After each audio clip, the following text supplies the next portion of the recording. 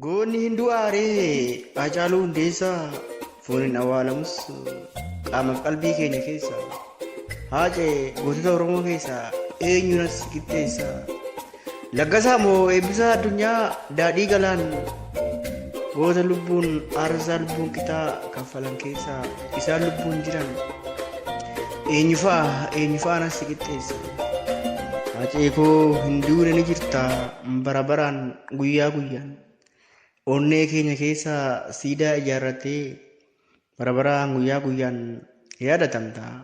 Hin duune ni jirta duutee jiraa caalta. Sin dagannu yoomuu taa'ee yaada guuree mala guuree boo'ee mimmaan lolaasee laphee koof cabsus maaluma jedheetan maqaan kee ibsa.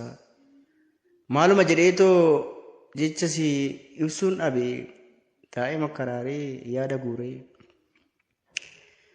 Egaa duutii uumamaa maal godharree Haacee ni jirta hin duune meeqaatama jira kan lubbuudhaan du'ee meeqaatama jira kan osoo jiruudhaan du'ee seenaa isaa nyaatee maqaa isaa nyaatee jiruun awwaalame.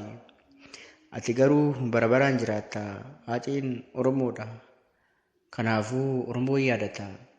Si jaalata Oromoon marti laphee of rukutee akkuma ati sabaaf falmattee laphee of rukutee diinatti dhaadattu. Uummanni Oromootis onnee qulqulluudhaan si jaalata. Taa'ii galma Oromoo keessa siidaa si ijaaranii xiqqaa guddaan bu'anii si makkaraaranii.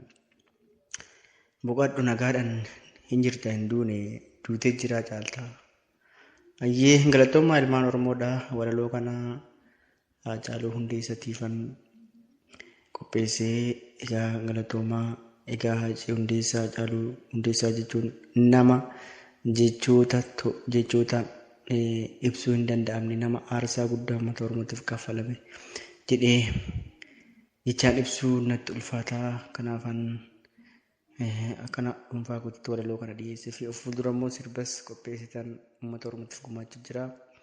Yooyyaa Kichuu koo kan burraaqee hin quufne, kichuu koo kan taphatee hin quufne, kan sabaaf falmatu, sabaaf dhaadatu laphee rukutee diinatti dhaadatu. Yoomuu si yaadanna yoomuu sin dhaqannu, laphee rukunne yoomuu sin dhaadanna. Siyaadana yoomuu guyyaa guyyaan bara baraan. goonni hin du'aaree Haacaaluu Hundeessaa fooniin awwaalamus qaamaaf qalbii keenya keessa. Haacee gootota Oromoo keessaa eenyunas qixxeessa.